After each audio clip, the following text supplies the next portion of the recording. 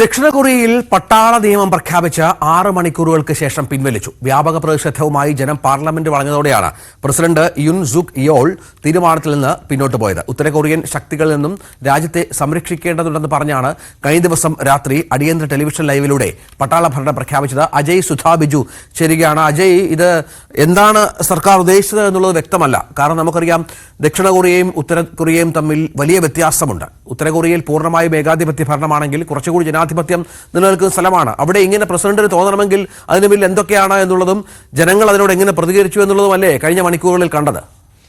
അതെ, തീർച്ചയായിട്ടും വളരെ ഒരു നാടകീയമായിട്ടുള്ള സംഭവങ്ങളാണ് ഇപ്പോൾ ദക്ഷിണ കൊറിയയിൽ അരങ്ങേറിയതെന്ന് നമുക്ക് പറയാൻ സാധിക്കും, നിസ്സംശയം. അതായത് 1987 രാജ്യം ജനാധിപത്യവൽക്കരിച്ചതിന് ശേഷം ഇതാദ്യമായിട്ടാണ് അവിടെ ഇത്തരത്തിലൊരു പട്ടാള ഭരണം പ്രഖ്യാപിക്കുന്നത്. കൃത്യമായിട്ട് പറഞ്ഞാൽ 1979 ഒക്ടോബറിന് ശേഷം ഇത്തരമൊരു പട്ടാള ഭരണത്തിലേക്ക് കടക്കാൻ കാരണം അത് പ്രസിഡന്റായിട്ടുള്ള യുൻ സുക് യോൾ പറയുന്നതനുസരിച്ച് അദ്ദേഹം പറയുന്നത് ജനാധിപത്യ വിരുദ്ധമായി, അതായത് ഉത്തര കൊറിയൻ കമ്മ്യൂണിസ്റ്റ് ശക്തികളെ, നാണം കെട്ട ഉത്തര കൊറിയൻ കമ്മ്യൂണിസ്റ്റ് ശക്തികളെ ഉന്മൂലനം ചെയ്യണം. അതുപോലെ രാജ്യത്തെ മുഖ്യ പ്രതിപക്ഷമായിട്ടുള്ള ഡെമോക്രാറ്റിക് പാർട്ടി അവർ രാജ്യവിരുദ്ധ പ്രവർത്തനങ്ങൾ നടത്തുന്നുവെന്നും സർക്കാരിനെ അട്ടിമറിക്കാൻ വേണ്ടി ഒരു സമാന്തര സർക്കാർ ഉണ്ടാക്കി പ്രവർത്തിക്കുന്നുവെന്നും പാർലമെന്റ് പ്രവർത്തനങ്ങൾ നടത്താൻ സമ്മതിക്കുന്നില്ല എന്നും പറഞ്ഞുകൊണ്ടാണ് അദ്ദേഹം കഴിഞ്ഞ ദിവസം ഒരു അപ്രഖ്യാപിത ലൈവിലൂടെ ഇത്തരത്തിൽ ഒരു പട്ടാള ഭരണം പ്രഖ്യാപിച്ചത്.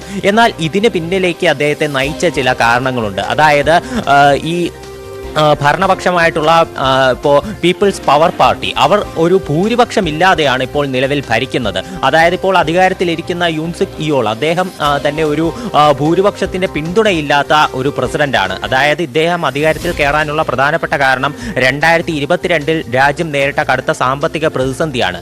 രാജ്യം ഈ സാമ്പത്തിക പ്രതിസന്ധിയിൽ, അദ്ദേഹം പ്രസിഡന്റ് ആയതിനു ശേഷം രാജ്യം ഈ സാമ്പത്തിക പ്രതിസന്ധിയിൽ നിന്ന് കരകയറിയില്ല എന്ന് പറഞ്ഞുകൊണ്ട് പ്രതിപക്ഷം ഇതിനോടകം തന്നെ വലിയ പ്രക്ഷോഭങ്ങൾ സംഘടിപ്പിച്ചു. സിയോൾ പോലെയുള്ള പല സ്ഥലങ്ങളിലും ഗവർണറെ ഉൾപ്പെടെ ഇമ്പോച്ച് ചെയ്യുന്ന സിറ്റുവേഷൻസ് എല്ലാം ഉണ്ടായിരുന്നു.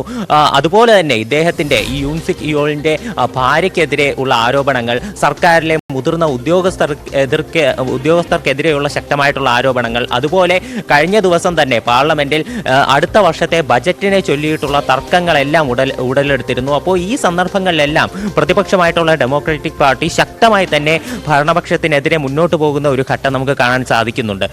അപ്പോൾ ഇത്തരത്തിൽ ഒരു ശക്തമായിട്ട്, അതുമാത്രമല്ല ഈ പ്രസിഡന്റിനെ ഇമ്പോച്ച് ചെയ്യാനായിട്ട് ഒരു 40 അംഗ മെമ്പർമാർ മുന്നോട്ട് വരുന്നതായിട്ടും സൂചനകൾ ഉണ്ടായിരുന്നു. അപ്പോൾ ഇത്തരത്തിൽ ഈ പ്രതിപക്ഷം അവിടെ പിടിമുറുക്കുന്ന ഈ ഘട്ടത്തിലാണ് ഇത്തരം ഒരു പട്ടാള ഭരണം പ്രഖ്യാപിച്ചുകൊണ്ട് രംഗത്തെത്തിയത്. എന്നാൽ ശക്തമായിട്ടുള്ള ഒരു പ്രതിഷേധം ഇതിന് പിന്നാലെ ഉണ്ടായി. ജനം പാർലമെന്റ് വളയുന്ന ഒരു സന്ദർഭമുണ്ടായി. ഒരുപാട് വിദ്യാർത്ഥികൾ അടക്കം പാർലമെന്റിന് ചുറ്റും തടിച്ചുകൂടിയിരുന്നു. അതുമാത്രമല്ല ശക്തമായിട്ടുള്ള നിയന്ത്രണങ്ങൾ പാർലമെന്റിന് ചുറ്റും ഏർപ്പെടുത്തിയിരുന്നു. പ്രതിപക്ഷ എംപിമാർക്ക് പാർലമെന്റിലേക്ക് കടക്കുന്നതിൽ നിയന്ത്രണം ഏർപ്പെടുത്തി. എന്നാൽ ഇത് ലംഘിച്ചുകൊണ്ട് ഏതാണ്ട് 190ഓളം എംപിമാർ പാർലമെന്റിനകത്തേക്ക് പ്രവേശിക്കുകയും ഈ പട്ടാള നിയമത്തിനെതിരെ വോട്ട് ചെയ്യുകയും ചെയ്തിരുന്നു. അത്തരത്തിലാണ് ഈ പട്ടാള നിയമം പിൻവലിച്ചുകൊണ്ട് ഇന്ന് രാവിലെ തന്നെ തീരുമാനത്തിലേക്ക് ആ രാജ്യത്തിന് എത്തേണ്ടി വന്നു. ദക്ഷിണ കൊറിയയിൽ പ്രഖ്യാപിച്ച പട്ടാള നിയമം അതിന് 6 മണി